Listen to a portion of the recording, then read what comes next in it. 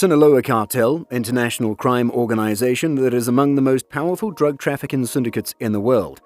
It's based in Culiacan, Sinaloa State, Mexico. Its origins can be traced back to the Guadalajara Cartel, one of Mexico's largest criminal syndicates in the early 1980s. However, after the cartel was involved in the 1985 torture and murder of a U.S. drug enforcement officer, U.S. and Mexican militaries cracked down on the syndicate, and by the end of the decade, the syndicate split into various groups.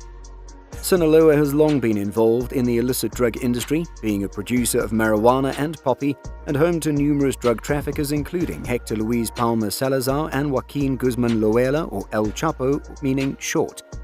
Both were influential figures in the Guadalajara organization and became leaders of the Sinaloa cartel.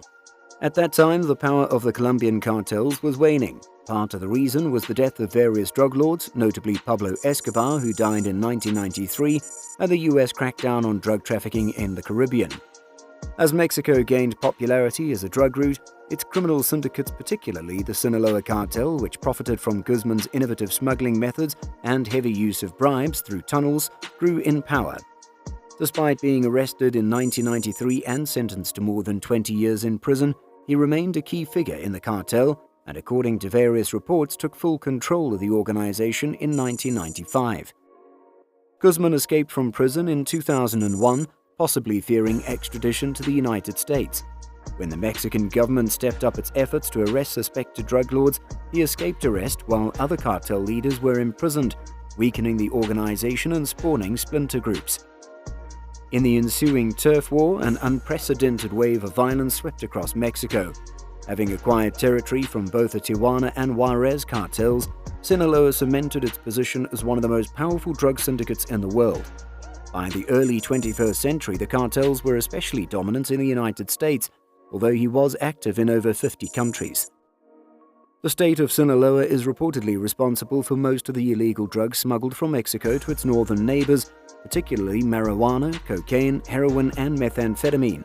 And in 2015, U.S. officials ruled that Sinaloa is the state of nearly all of Mexico. Claimed to control the drug market in the states of annual sales, estimates range from $3 billion to $39 billion. While other organizations branched out into human trafficking and extortion, the Sinaloa cartel remained primarily focused on drugs. In 2014, Guzman was arrested in Mazatlan, Sinaloa, Mexico, but escaped from prison through a tunnel the following year. However, on January 8, 2016, Mexican authorities announced that Guzman had been arrested in Los Mochis, Sinaloa State. The following year, he was extradited to the United States. In 2019, he was convicted of drug trafficking, among other things. Ismael El Mayo Zambada Garcia, one of the original members of the cartel, and Guzman's sons, reportedly controlled the organization, which remained incredibly powerful. Officials have found that Sinaloa, like other cartels, have become increasingly involved in the distribution of fentanyl, contributing to the growing opioid crisis in the United States. Organized crime, a highly centralized corporate conglomerate created for the purpose of engaging in illicit activities.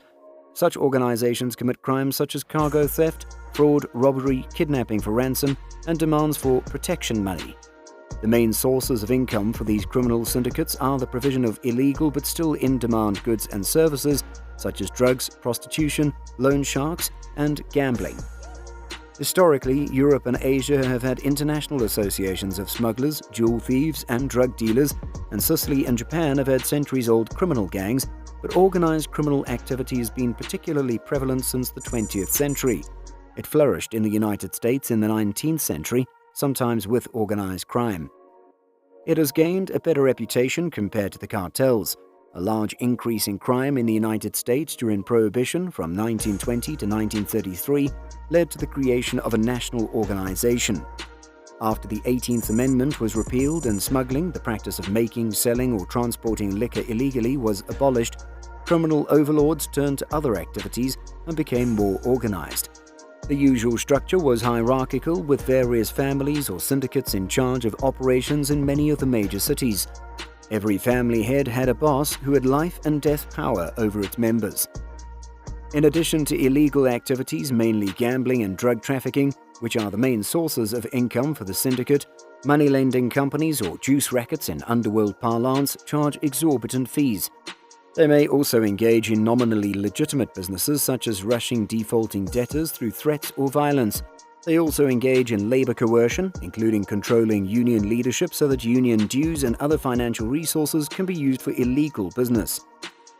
All legally incorporated businesses such as real estate companies, dry cleaning companies, waste disposal companies, vending machine companies, etc., should be freed from competition through coercion, intimidation, and assassination if they are run by interested communities. Hijacking of trucks carrying valuable and easily disposable goods is also one of the favorite activities of organized crime. The ability of organized crime to thrive in the United States has traditionally depended on several factors. One factor was the intimidation and physical violence, including murder, used by the syndicate to prevent victims and witnesses, including members, from informing or testifying about its activities. Jury manipulation and bribery of judges were other tactics employed to thwart successful state prosecutions, a useful tool for ensuring that activities are tolerated. Drug cartel. Drug cartel, an illicit consortium of independent organizations formed to limit competition and control the production and distribution of illegal drugs. Drug cartels are extremely well organized, well-financed, efficient, and ruthless. Since the 1980s, they have dominated the international narcotics trade. The U.S. war on drugs began under the administration of President Richard Nixon. Following his victory in the 1968 presidential election, Nixon declared that drug abuse was public enemy number one. Efforts to stop the flow of illegal drugs into the United States, which was the primary destination for most narcotics, became increasingly focused on curtailing foreign production of marijuana and heroin. It was during the 1970s, however, that a growing U.S. demand for cocaine led to the creation of the earliest drug cartels. Colombian drug cartels. The Medellin cartel, the first major drug cartel in Colombia, began in the mid-1970s when Colombian marijuana traffickers began smuggling small quantities of cocaine into the United States. As the trade grew, a diverse group of entrepreneurs became involved, ranging from well-respected individuals with backgrounds in ranching and horsing to petty criminals. The growing demand for cocaine soon prompted the expansion of the trade beyond small amounts tucked into suitcases. The cartel purchased private planes to carry its shipments, constructed more sophisticated drug laboratories, and even purchased a small island in the Caribbean for refueling its aircraft.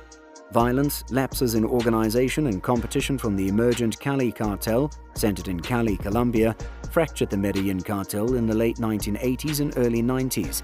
Pablo Escobar, leader of the Medellin cartel, became one of the most wanted men in the world and was forced into hiding. In 1993, he was killed during a shootout with a special Colombian police task force, leading to the primacy of the Cali cartel.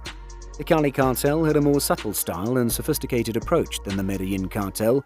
The members of the Cali cartel quickly reinvested their drug profits into legitimate businesses. They deliberately undermined the Medellin cartel as it became increasingly unpopular and violent. The Cali cartel went so far as to help Colombian police and the U.S. Drug Enforcement Agency, or DEA, to track down Escobar. Many leaders of the Cali cartel were arrested in the 1990s, and by the next decade, the organization had largely disbanded. While other cartels in Colombia filled the void, their power failed to match that of their predecessors. Mexican drug cartels. In the 1960s and early 70s, Mexico was known primarily as a supplier of marijuana. However, as U.S. efforts in Colombia slowed the flow of drugs from South America, Mexico emerged as a source of cocaine. The Tijuana cartel, created by members of the Ariana Felix family, especially the brothers Ramon and Benjamin, was founded in the late 1980s and became one of the most powerful cartels in Mexico, responsible for shipping hundreds of millions of dollars worth of cocaine, heroin, and methamphetamine into the United States. However, Tijuana faced fierce and often violent competition from other drug organizations, notably the Juarez, Gulf, and Sinaloa cartels. Under the leadership of Joaquin Guzman Loera, commonly known as El Chapo or Shorty, the Sinaloa cartel emerged as one of the world's most powerful drug cartels in the early 21st century. According to various reports, at the time it accounted for the majority of illegal drugs in the United States. The Sinaloa cartel amassed power through murder, bribes, and innovative smuggling techniques, notably the use of tunnels. In the early 2000s, the Mexican government, aided by U.S. officials, intensified its efforts to crack down on cartels, imprisoning numerous leaders. The resulting turf battles sparked unprecedented violence in Mexico. Other cartels.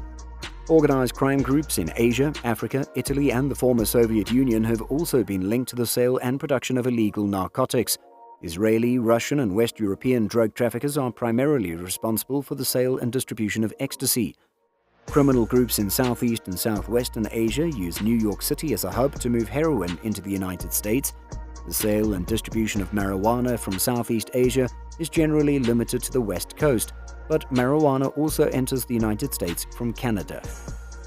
If you enjoyed the video, like and share with your friends. Also, subscribe and turn on post notifications so you don't miss out on other juicy stories.